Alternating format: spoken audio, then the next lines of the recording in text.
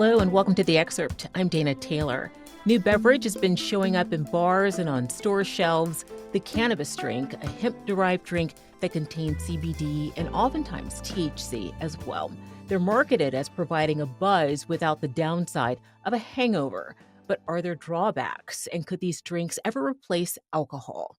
We're now joined by Stacy Gruber, director of the Marijuana Investigations for Neuroscientific Discovery Program and associate professor of psychiatry at Harvard Medical School, to answer these and other questions about this new trend. Thanks for joining me, Stacy.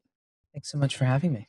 First, before we compare CBD and THC, how do hemp-derived cannabis drinks affect people, and what are some of the adverse effects? People are generally looking for something to, quote, take the edge off or to be sort of more relaxed in social settings, and these products are incredibly popular, as you know.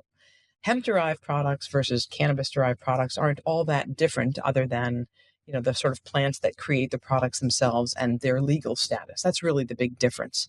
Each of these products can contain variable amounts of THC, tetrahydrocannabinol, the main intoxicating constituent from the plant, or CBD, cannabidiol, a primary but not the only non-intoxicating constituent. Some people, unbeknownst to them, are very sensitive to THC, and a little bit can have an unfortunate impact. Some people aren't necessarily mindful of how much is contained in a specific product, and they might have the whole thing, not realizing that they're ingesting an awful lot of THC because it does take some time to get an effect. So there are things to be mindful of when using these products, for sure. Can you explain the differences, other differences between CBD and THC? Do both of these compounds produce a high?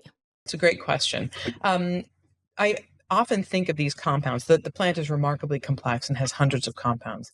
THC and CBD are but two of them. THC is the primary intoxicating constituent of the plant, and it's what our recreational folks are generally looking for in products when they're looking to get high or feel altered or, again, just sort of change their current state of being. And that's great. No judgment here. It's terrific. Cannabidiol, or CBD, is not intoxicating. That is, it does not produce a high. Very often it's touted for its potential therapeutic benefits. And so these things are both from the plant, but both have very, very different effects. And that's important to keep in mind, again, when you're considering, quote, what's in your weed or what's in the product you're about to use. I want to circle back to this and the newness of it. Both CBD and THC have already made their way into edibles. Why do you think this trend with cannabis beverages is now catching on? And do you have a sense of how widespread it is?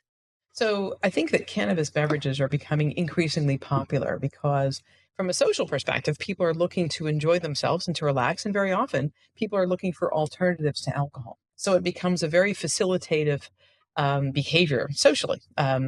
Cannabis can be used in a number of different ways. The most common ways are generally inhalation, so vaping or smoking, or consumed edibles. Beverages are not quite the same as eating a product, for example, a cookie or a brownie, because in those cases you have to digest the product.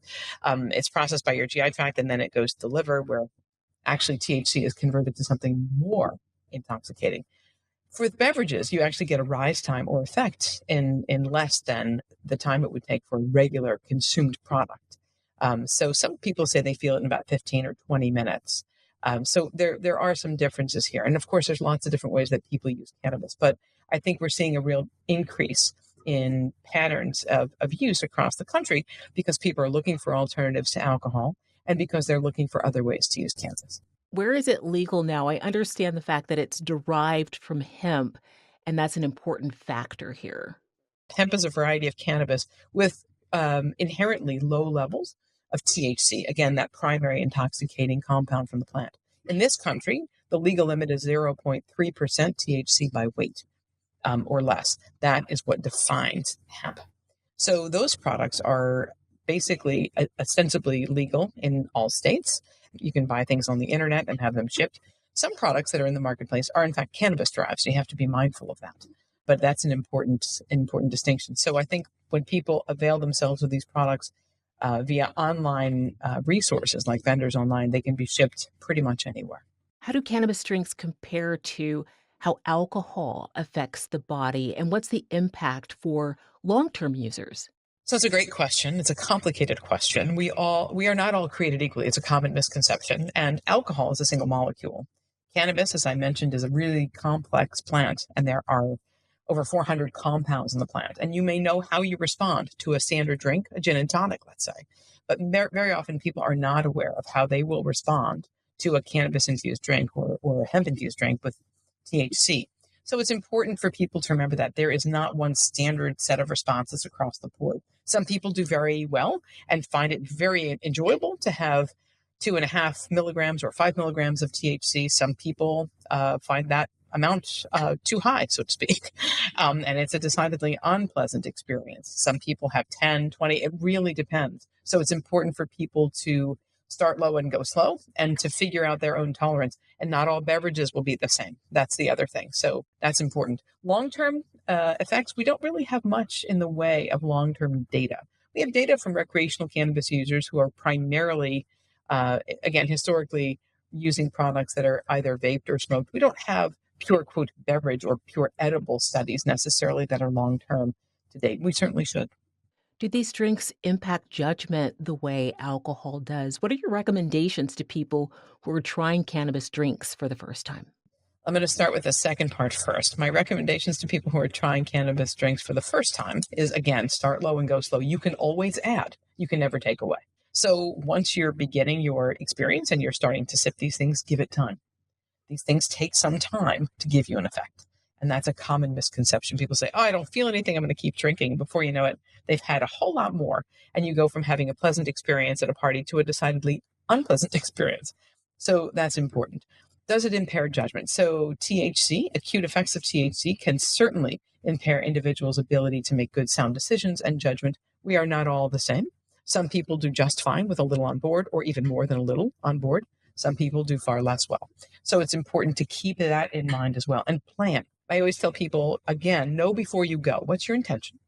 Make sure you have plenty of time to allow these products to give you the effect that you're looking for before going any further, and allow yourself time to recover before you need to do something that requires you to be all in. Do you see regulations on the horizon? Where does that stand?